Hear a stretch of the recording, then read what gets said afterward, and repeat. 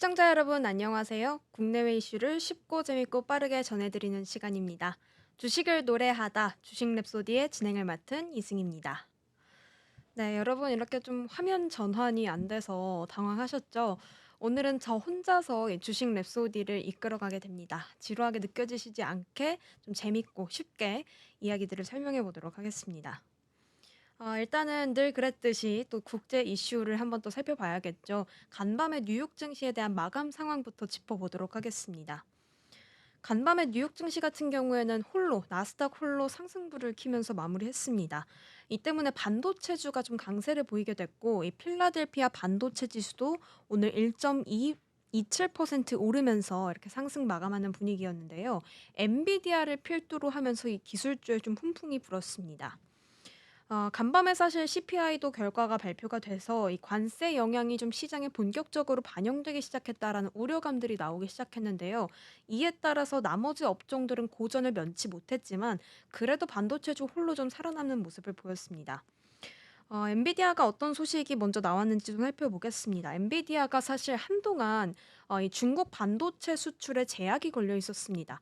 H20 칩에 있어서 이 수출이 허가가 나지 않은 상황이었는데요. 바이든 정부 때는 허가를 해주던 상황이었는데 이제 트럼프 정부가 들어서면서 이 수출에 좀 제동을 걸었습니다.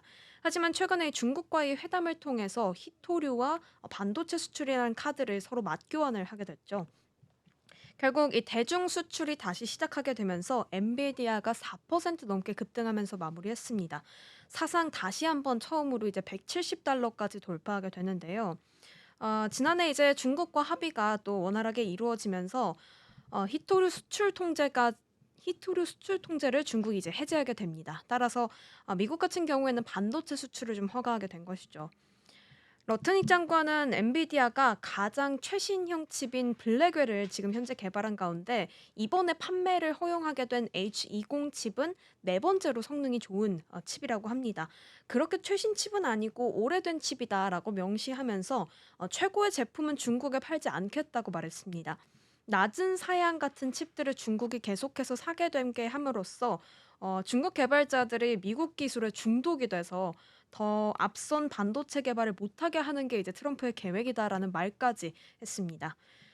어쨌든 사실 이 중국 수출에 대한 부분이 좀 제한이 됐다는 게 엔비디아의 주가 상승을 막는 모습을 보이기도 했었는데요. 그래도 이 부분이 다시 풀리고 재개가 되기 시작하면서 엔비디아의 매출 성장률까지 높아질 것이다라는 월가의 예측이 나오고 있습니다. 이에 따라 목표 주가를 또 한 번 상향 조정하는 모습이 나왔습니다. 이렇게 엔비디아를 비롯해서 오늘 전반적인 기술주의 흐름들이 좋았는데요. 알파벳 같은 경우에는 데이터 센터 건설을 위해서 4조 원을 투자하는 모습을 보이면서 올랐고요. 또 애플 같은 경우에는 미국 내 공급망 확대를 위해서 MP 머티리얼즈로부터 5억 달러 규모 히토로 자석을 구매했습니다. 이와 함께 브로드컴과 AMD도 함께 오르는 모습을 보였습니다. 이렇게 기술주에 좀 훈풍이 불면서 뉴욕 증시는 마무리를 했고요. 이번 주 또 실적부터 이제 지표에 대한 발표들이 제가 또 나온다고 말씀을 드렸죠. 이번 주도 어떻게 보면 폭풍우 같은 그런 지표들이 많이 발표가 되면서 관세부터 금리 인하에 대한 부분까지 한 번 더 체크해 볼 수 있는 시간이 되겠는데요. 일단은 금융주의 실적 발표부터 제가 설명을 드리려고 합니다. 금융주가 최근에 큰 폭의 상승세를 보였는데요. 이 JP모건이 이달 초에 기록한 사상 최고가에서는 2.6% 내려온 상태기는 하지만요. 지난 3개월간 추이를 이제 살펴봤을 때 23% 오르는 모습을 보였습니다. 시티그룹 동안 지난 3개월간 38% 급등했고요. 현재 주가는 사상 최고가 부근에 머물러 있습니다. 웰스파건도 지난 3개월간 32% 뛰어오르면서 사상 최고가를 경신했다가 지금 살짝 떨어진 상태입니다. 이렇게 미국의 금융주가 올해 들어서 9% 올랐다고 합니다. 주요 금융회사들 같은 경우는 이제 실적 발표를 앞둔 전날인 14일에도 0.7% 상승하면서 긍정적인 투자 심리를 보여줬는데요. 일단은 실적이 계속해서 시장 예상치를 웃돈다면 강세 분위기가 유지될 것으로 보이는 상황입니다. 이렇게 먼저 우선적으로 발표된 대형 금융주들의 실적을 설명을 해 드렸고요. 이제 다 시장이 가장 주목했던 또 지표가 하나 발표가 됐었죠. 간밤에 CPI 물가지수가 이제 발표가 됐습니다. 사실 이제 연준이 금리 인하나 인상, 동결을 결정하기 위해선 이런 주요한 거시경제 지표들이 굉장히 중요하게 작용하잖아요. 특히 CPI와 또 내일 발표될 PPI가 또 중요하게 작용을 하게 되는데 이 부분을 참고해서 계속 결정해 나가고 있거든요. 파월 의장 같은 경우에도 이제 기준금리를 계속 인하하라는 사람들의 목소리에도 이 데이터들을 계속해서 지켜봐야 한다라고 하는 부분들이 바로 이런 데이터에 해당하는 것입니다.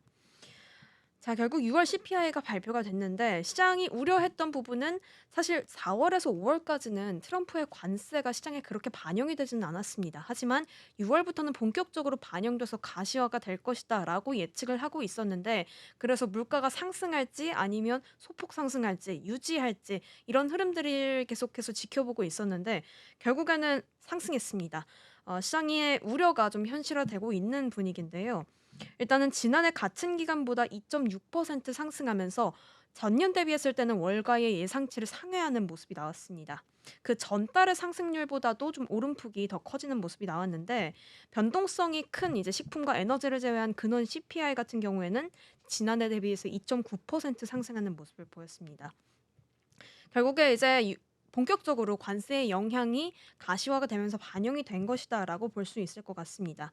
지금 이렇게 좀 관세 정책의 불확실성도 계속 나오고 있고 재정 적자 우려까지 나오고 있는 가운데 물가가 이렇게 다시 오르는 게 나타나게 된다면 기준금리 인하에 대해서 이 7월의 기준금리는 인하를 하지 않을 가능성이 거의 확실시되고 있는 상태죠.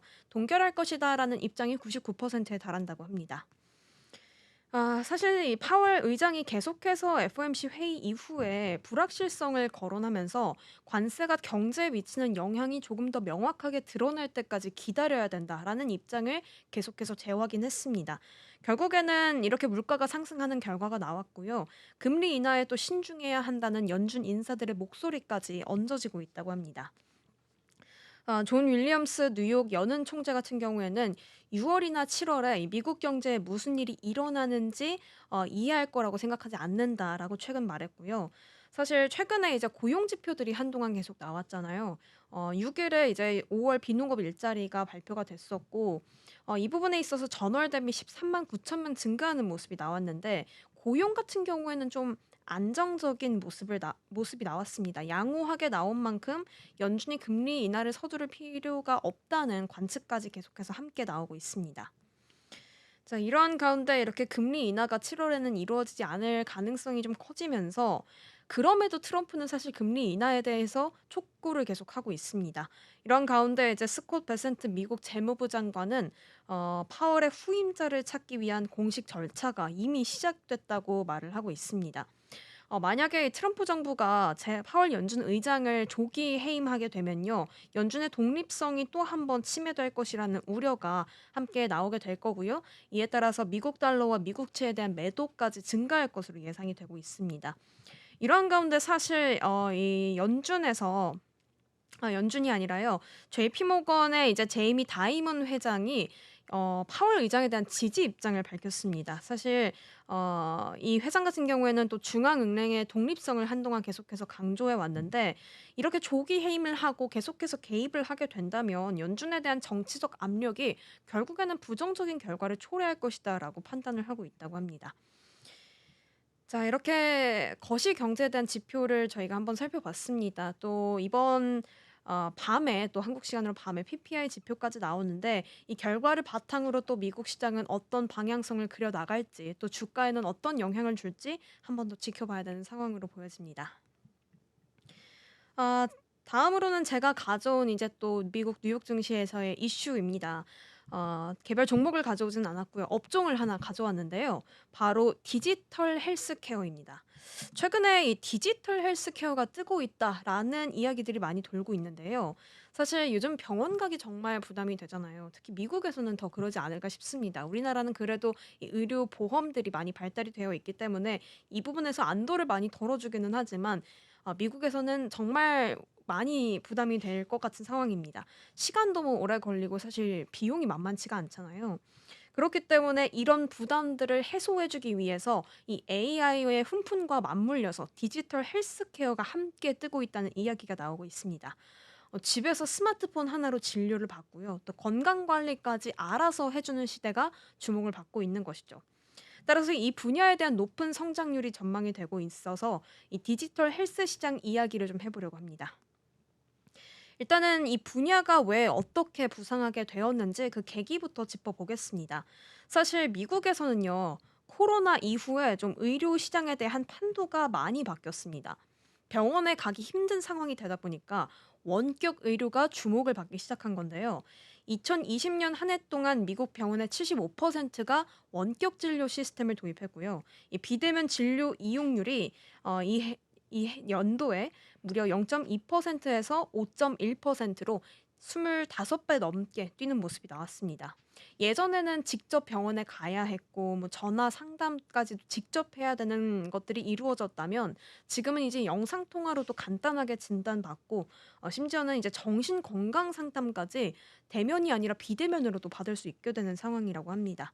환자 입장에서는 시간도 아끼고 사실 몸이 아플 때 또 통원을 하게 되는 게 많이 힘들잖아요. 그 부분에 대한 부담도 덜고 감염 걱정도 없게 되고 너무 편한 상황들이 이루어지는 거죠. 특히 뭐 만성 질환자나 노인 환자분들에게는 게임 체인저로서도 활용이 된다고 합니다. 하지만 이렇게 단순하게 환자 입장에서의 편의 서비스만 그치는 게 아닙니다. 시장 규모 자체가 지금 어마어마하게 커지고 있다고 하는데요.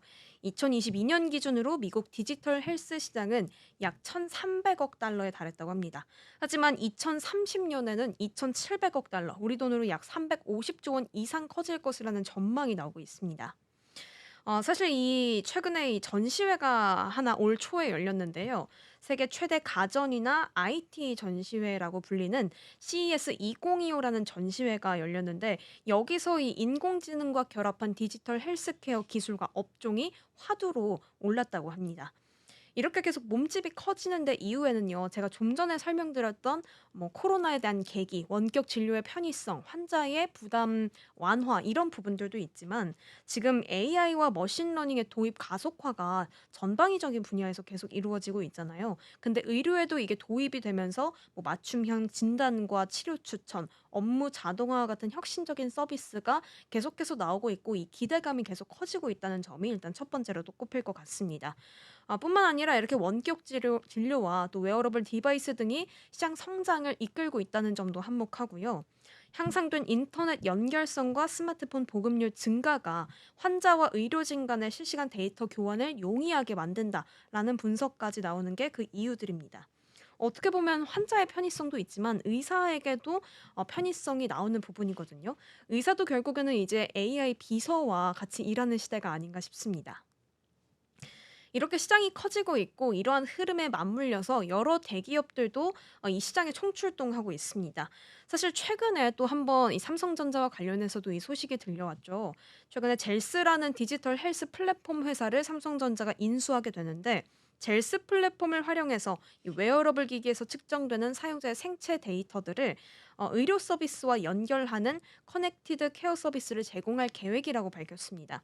만약에 이 서비스가 본격화가 되면요. 환자의 평소 상태나 이런 부분들을 그리고 기존에 있었던 과거의 병력이라든가 의료 기록 같은 부분이 별도로 관리가 되면서 정보 공백도 해소가 될 수 있고요. 환자와 의료진 간의 연결도 한층 강화가 될 수 있고 일일이 내가 의사에게 굳이 설명하지 않아도 이전 데이터를 빠르게 불러오기만 하면 되는 그런 편의성까지 갖추고 있습니다. 특히 여기에 더해서 삼성전자는 질병의 예방에도 중점을 둘 계획이라고 합니다. 이 헬스케어 생태계를 더욱더 확장시켜서요. 웨어러블 기기뿐만 아니라 가전제품에도 적용시키면서 보다 개인화된 서비스를 제공할 예정이라고 밝혔습니다. 병원 밖의 건강관리까지 돕겠다라면서 포부를 좀 밝힌 바가 있는 건데요. 삼성전자 외에도 이 미국의 빅테크 기업들도 함께 동참하고 있습니다. 아마존 같은 경우에는 이미 자체 원격 진료 플랫폼과 디지털 약국 서비스를 제공하고 있고요. 애플 같은 경우에는 이제 뭐 흔히 다 아시겠지만 애플 워치의 건강 앱이 있잖아요. 이 기능을 굉장히 많은 사람들이 활용을 하고 있는데 이를 기반으로 해서 건강 기록 통합 플랫폼 개발에 좀 한창에 나서고 있다고 합니다. 뿐만 아니라 이제 국내에서는 LG전자 같은 경우에도 북미에서 AI 기반 만성질환 관리 스타트업을 분사하면서 존재감을 키우려고 하는 모습입니다. 이렇게 좋은 흐름들이 계속 이어져 나오고 있기 때문에 당연히 투자도 활발합니다. 미국에서는 올 상반기에만 64억 달러, 우리 돈 약 9조 원의 헬스케어 스타트업에 투자한다고 하는데요. AI 스타트업이 투자금의 62%를 가져갔다고 합니다. 이렇게 계속해서 투자도 하고 있는 가운데 앰비언트 기록 시스템이라는 게 또 한 번 더 주목을 받고 있다고 하는데요. 의사와 환자가 대화하는 과정을 AI가 듣고 맥락을 이해해서 자동으로 기록해 주는 시스템이라고 합니다. 지금 미국 병원에서는 일부 같은 경우에는 지금 이 앰비언트 기록 시스템의 도입이 90%에 육박할 정도로 빠르게 확산이 되고 있습니다. 사실 계속해서 편의성에 대한 부분들을 말씀드리고 있지만 의사들 자체만으로도 일이 덜고 실수도 덜고 효율도 높아지는 효과를 계속해서 불러오고 있습니다. 이렇게 좋은 흐름들을 계속해서 말씀드리고 있는데 당연히 복병이나 변수도 함께 존재하겠죠. 이 성장세에 제동을 거는 복병은 바로 관세라고 합니다. 지금 미국 정부가 이 관세 정책을 통해서 중국산 의료기기나 IT 장비에 고율 관세를 예고하고 있지 않습니까? 이 때문에 의료 IT 인프라 전반에 좀 부담이 커지고 있는 상황인데요.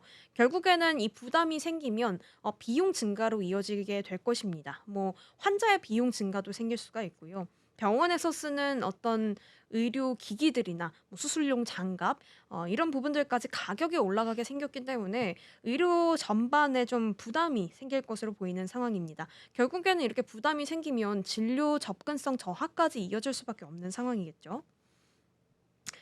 자, 이렇게 제가 오늘 디지털 헬스케어라는 업종, 새롭게 주목을 받고 있는 업종에 대해서 설명을 드렸는데, 이제 이 시장은 의료계의 새로운 표준이 되고 있는 것 같습니다. 병원은 줄이고요. 이 기기와 데이터 싸움을 기반으로 계속해서 발전을 해나가고 있는 상황인데요. 결국에는 누가 더 잘 연결하고 이 AI 기술을 누가 더 똑똑하게 접목을 하냐의 싸움으로 보여질 상황입니다. 이렇게 오늘 국제 이슈는 또 여기까지 마무리를 해보고요. 이제 국내 이슈로 좀 넘어가 보는 시간을 갖겠습니다. 사실 이제 국내 이슈 같은 경우에는 어제 이제 코스피가 3,200선을 탈환하는 모습을 보였습니다. 코스피와 코스닥 모두 상승불을 켜주면서 마무리를 했었는데요. 오후 들어서 양시장이 더 탄력을 받으면서 상승을 견인해주는 모습이 나왔습니다. 사실 이날 시장의 상승을 좀 도왔던 건 외국인의 매수세 덕분이기도 한데요.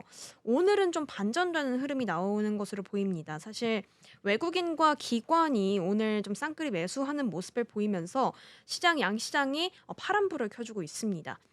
사실 미증시에서는 간밤에 이 반도체주가 굉장히 좋았는데 이 훈풍이 아직은 우리 증시에 영향을 미치지는 않는 것으로 보입니다. 장 마감까지는 계속해서 추세를 지켜봐야 되는 상황으로 좀 보여집니다. 자, 그렇다면 오늘 좀 살펴볼 국내 이슈들 한번 미리 예고편으로 말씀을 드리겠습니다. 일단 오늘은 조금 매도 물량이 나오고 있으면서 반전되는 흐름이 나오고 있지만 사실 코스피가 최근에 투자 심리가 굉장히 크게 살아나고 있잖아요. 이 와중에 좀 대표로 수혜 섹터라고 불리는 증권주에 대해서 설명을 해드리겠습니다. 한동안 신고가 행진을 이어갔거든요. 물론 오늘은 이 상법 개정안이 국무회의를 통과하면서 그동안 올랐던 탓에 차익 실현 매물이 나오고 있는 모습이긴 하지만 최근에 어떤 실적 기대감과 정책 훈풍까지 얹어져서 고공행진을 보이고 있었던 증권 섹터에 대해서 흐름을 알려드리고자 합니다. 먼저 일단 수치부터 좀 살펴보겠습니다. 사실 올해 코스피 상승률이 약 3배 정도 기록을 했다고 합니다. 7월 들어서 증권 지수는 9.7% 상승했다고 하는데요. 연초 이후에는 무려 110%가 급등하면서 34개 KRX 지수 중에서 상승률 1위를 차지하고 있다고 합니다. 뭐 미래에셋증권이나 키움증권, 한국금융지주, 삼성증권 등 이런 대형사 증권사가 주가가 2배 이상 뛰었고요. 금융지주까지 포함해서 지금 금융섹터 전반이 주도주로서 떠오르고 있다고 합니다. 특히 증권사 실적에 좀 직결되는 거래대금이나 신용 공여 잔고 그리고 예탁금 등이 크게 눈에 띄게 좀 증가하고 있다고 하는데요. 삼성증권 같은 경우에는 브로커리지 손익이 전분기 대비 약 11% 그리고 이자 손익은 10% 정도 증가할 것이라고 전망을 했고요. 트레이딩 순이익은 무려 49% 가까이 늘어날 것으로 기대가 된다고 합니다. 여기서 끝이 아닙니다. 최근 뭐 부국증권이나 미래에셋증권, 뭐 신영증권 같은 이런 개별 종목에 대해서도 금융투자업계가 신용거래 증거금률을 높이고 있고요. 신용대출을 제한하는 움직임까지 보이고 있습니다. 여기서 또 이제 특히 부급증권 같은 경우에는 메리츠나 토스증권에서 증거금률을 50%에서 100%까지 상향 조정했고요. 신한투자증권은 단기급 등을 이유로 신용대출을 지금 현재 제한하고 있습니다. 이러한 신용거래 규제 강화 같은 경우에는요. 증권가가 단기간 즉 급등하면서 과열 조짐을 보이고 있다는 신호로도 좀 해석되고 있기도 합니다. 일단 이 실적이 계속해서 좀 좋게 나오는 부분을 좀 수치로 확인을 해 봤는데요. 여기에 더해서 제가 도입부에 언급드렸던 정책 기대감까지 얹어지고 있는 상황입니다. 그러나 레벨 부담도 커지고 있는 상황이 같이 연출이 되고 있는데요. 이에 대한 내용을 또 이어서 설명을 드려 보겠습니다. 사실 이 정부의 정책 기대감도 한몫하고 있습니다. 뭐 자본시장의 선진화, 주주 환원의 확대, 코리아 디스카운트 해소 등 이런 부분들이 꾸준히 강조되면서 증권사들이 대표적인 정책 수혜 섹터로 지금 부각이 되고 있는데요. 고배당 성격을 가진 증권사들이 이 주주 환원 정책에 적극 동참하는 점도 주가 상승의 배경 중 하나로 꼽히고 있습니다. 하지만 이렇게 기대감이 또 커지면 단기 급등에 따른 밸류에이션 부담도 함께 같이 나오는 게 이제 현실이잖아요. 대신증권에 따르면 최근 한 달간 증권 섹터 지수는 22%, 개별 종목은 30% 가까운 랠리를 기록하면서 이 기대감에 대한 실체 확인이 필요한 상황이다, 이 시점이다라고 하는 증권가들이 많습니다. 그래서 뭐 최근에 사실 한 달간 이 KRX 증권 지수 같은 경우에도 24.5% 급등하면서 이 코스피의 상승률의 2배 이상을 기록했는데요. 코스피 상승률은 최근에 9.66% 정도를 기록했습니다. 부국증권 같은 경우에도 58.65% 올라서 지금 증권주 중에서 가장 상승폭이 큰 기업 중 하나로 꼽히고 있는데 뭐 이 외에도 다른 증권사들이 큰 폭의 상승률을 보이고 있습니다. 이런 가운데 미래에셋과 BNK 증권은 지금 증권 업종에 대한 투자 의견을 비중 확대해서 중립으로 낮추기까지 하고 있다고 합니다. 이에 대해 김인 BNK 투자증권 연구원은 코스피 추가 상승 가능성은 인정하지만 최근에 주가가 상당 부분 선반영된 상태라고 분석했습니다. 미래에셋 정태죽 연구원도 증시 강세라던가 주주 환원 확대, 스테이블 코인 참여 기대 요인으로 인해서 저평가는 해소됐습니다. 하지만 지금 현재 주가에 반영된 기대감이 예상과 현실을 많이 뛰어넘었다고 하면서요. 기대감 소멸에 대비해야 된다라고 조언하기도 했습니다. 물론 이렇게 조언을 하고 경고를 하는 입장도 있지만 일부는 이렇게 높아진 밸류에이션에도 불구하고 상승 모멘텀은 여전히 아직 남아있다라고 보는 입장도 있습니다. 자, 정리를 하자면요. 이제 최근 증권주는 지수 상승과 실적 호조, 정책 기대감까지 이런 상박자의 호재를 계속해서 누리고 있는 상태입니다. 하지만 이 단기 급등에 따른 사실 레벨 부담과 실적에 대한 실체 확인 구간에도 접어들었다라는 점은 또 분명히 해야 될 상황인 것 같습니다. 현재는 실적 검증과 더불어서 개별 종목 밸류에이션까지 좀 냉정하게 들여다봐야 되는 시기인 것 같습니다. 또한 최근에 이제 금융투자업계가 부국증권 같은 일부 종목에 대해서요 신용 거래 규제를 강화하고 신용 대출 제한에 나서는 등 과열 신호도 분명히 존재하고 있습니다. 뭐 과도한 레버리지 거래는 주가 변동성을 또 키울 수 있으니까요 투자의 유의가 필요하면서 신중하게 또 투자 판단을 해 나가셔야겠습니다. 네, 이렇게 처음으로 증권사라는 업종에 대해서 한번 살펴봤고요. 다음으로는 개별 종목을 한번 살펴보겠습니다. 알아볼 개별 종목은요, 바로 LG전자입니다. 사실 여러분 가전하면 LG전자다 이런 이야기들 많이 들어보셨잖아요. 근데 이렇게 프리미엄 이미지를 가지고 나오면서 이 기업 이미지 제고에 좀 힘썼던 LG전자가 이번에는 전혀 다른 전략을 들고 나오게 됩니다. 바로 중국 가전업체들과 손을 잡고 가성비라는 키워드를 중심으로 새로운 시장을 또 뛰어들게 되는데요. 이 중국 가전업체들과 손을 잡고 60만 원대 초저가 가전에 출시한다는 계획을 밝혔습니다. 일단은 유럽을 시작으로 좀 시장을 확대해 나갈 계획이기는 한데요. 첫 번째 타자는 유럽이라고 합니다. 일단은 이 출시 과정을 좀 살펴보자면 기획부터 생산까지 같이 하는 GDM 방식을 채택하면서 그동안 LG가 보여준 어떤 프리미엄 중심 전략과는 완전히 다른 그림이 펼쳐지고 있는데요. 이에 대한 내용을 좀 짚어보려고 합니다. 먼저 이 LG전자가 사실 그동안 정말 프리미엄을 필두로 하면서 가전에 있어서 고급형 제품을 주로 판매해 왔잖아요. 그래서 뭐 북미라든가 한국 같이 소득 수준이 높고 기업 이미지가 또 중요하게 여겨지는 시장을 중심으로 이 브랜드 이미지를 고급적으로 다져왔습니다. 하지만 문제는 지금 글로벌 시장의 판도가 이 가전 시장에서 바뀌고 있다는 점이 타격을 주게 됩니다. 지금 중남미나 동남아나 아프리카처럼 이 성장 속도가 좀 빠른 지역에서는요, 비싸고 좋은 제품보다는 싸고 질 좋은 어떤 가성비 제품이 더 불티나게 팔리고 있거든요. 게다가 요즘 고물가나 고금리 시대까지 얹혀지면서 선진국 안에서도 이제는 저소득층을 중심으로 가성비 수요가 늘어나고 있는 게 또 현실입니다.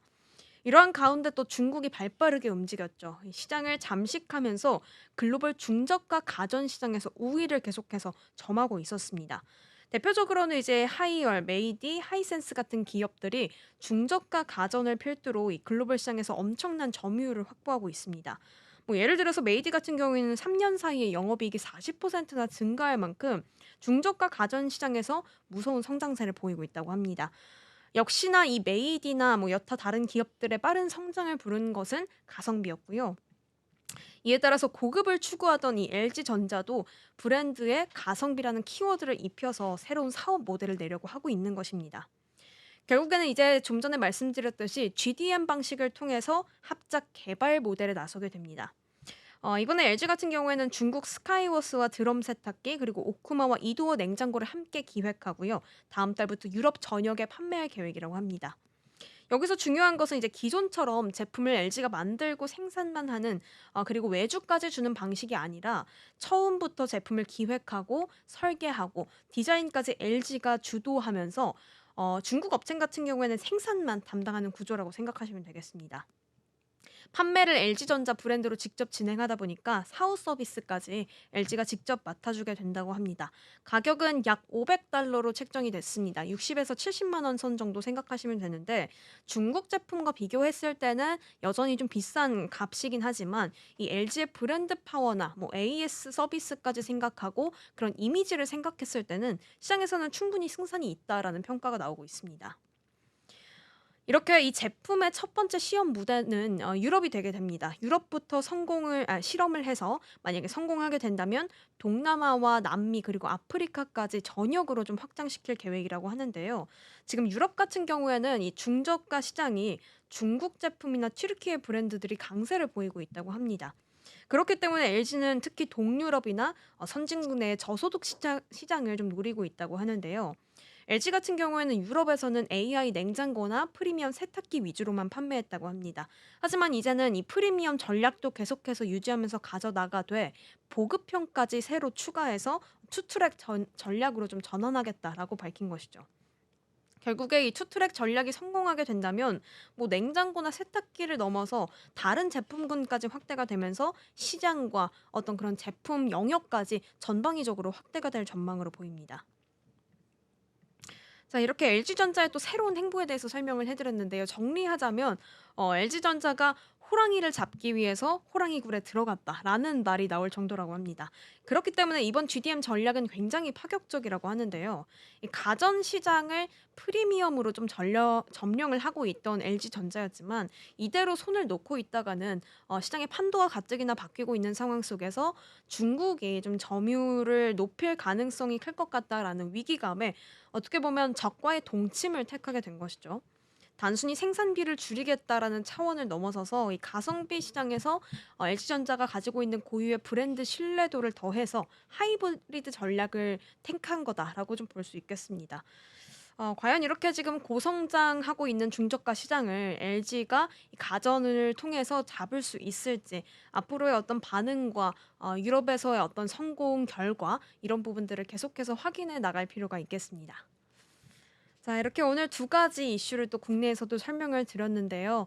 저희는 내일 또 다음 시간에 국제와 국내 이슈에 대해서 다양한 소식들을 또 재밌는 소식들을 중심으로 가져와 보도록 하겠습니다. 네, 지금까지 주식 렉소디의 진행을 맡은 이승이었습니다. 고맙습니다.